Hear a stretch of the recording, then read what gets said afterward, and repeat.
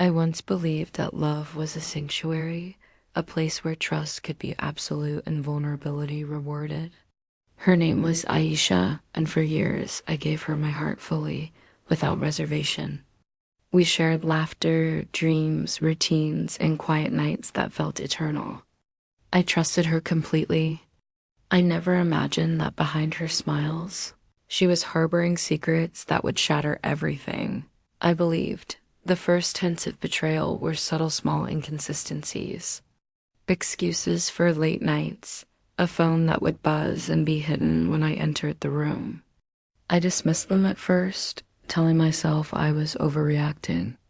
Love, after all, requires patience and the benefit of the doubt. But intuition is insistent, and I soon realized that my unease was not unfounded. The proof arrived like a blow I had been waiting to avoid. One evening, I glimpsed a message on her phone, intimate, ongoing, and unmistakable.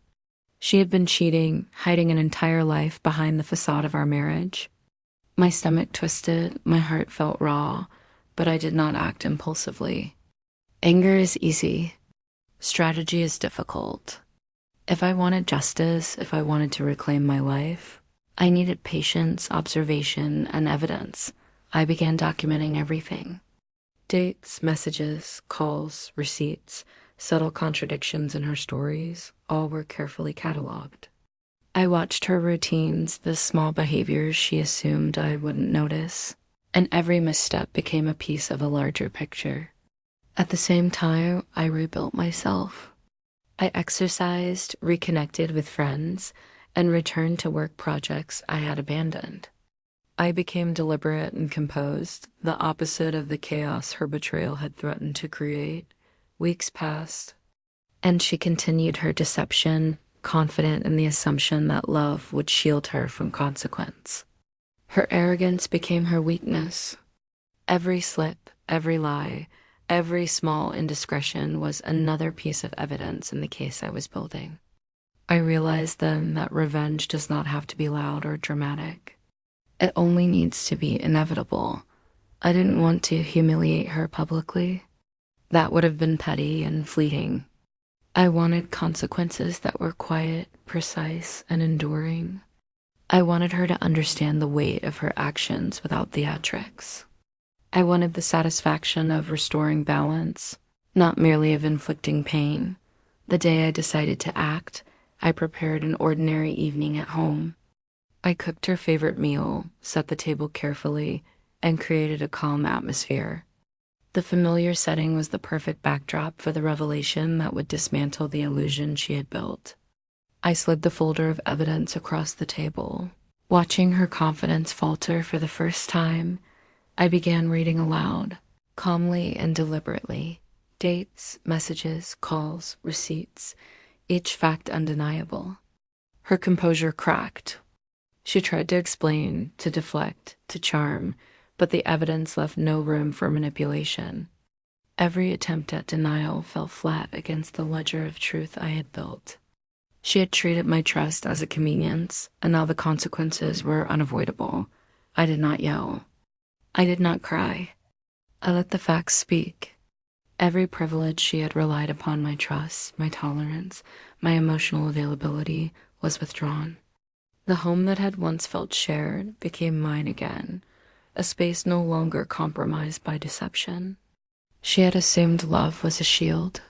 I showed her that love, once violated, could deliver consequences quietly and decisively. In the weeks that followed, I reclaimed my life. I strengthened friendships she had neglected, pursued ambitions I had set aside, and rebuilt routines disrupted by her betrayal. She attempted to manipulate and charm her way back into influence, but the power she once held over me was gone.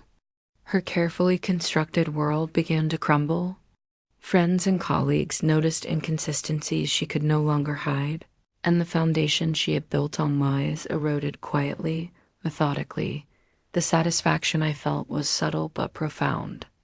I have loved deeply, been deceived thoroughly, and emerged stronger, wiser, and more aware of my own boundaries. My revenge was not cruel or dramatic. It was the restoration of balance, dignity, and control. I had turned heartbreak into clarity, deception into evidence, and betrayal into empowerment. Months later, my life had regained stability. The apartment that had once felt compromised now felt like home. I rebuilt routines, nurtured relationships, and allowed myself to heal fully. The betrayal that had seemed insurmountable became a lesson in patience, observation, and deliberate action. I realized that the pain of betrayal, while sharp and devastating, could be transformed into strength when approached with strategy.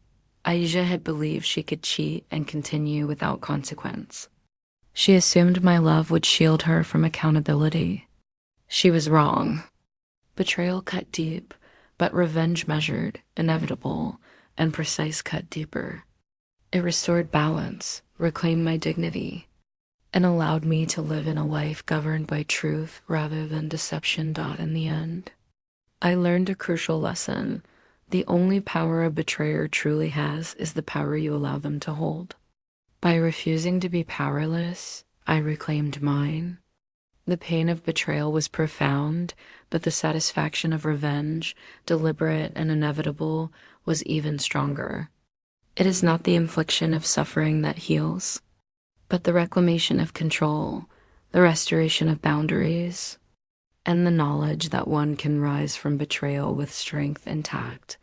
Love had been violated, trust had been shattered, but I had turned heartbreak into empowerment, and in doing so, discovered that revenge, when calculated, precise, and inevitable, can be a form of justice more satisfying than any fleeting anger.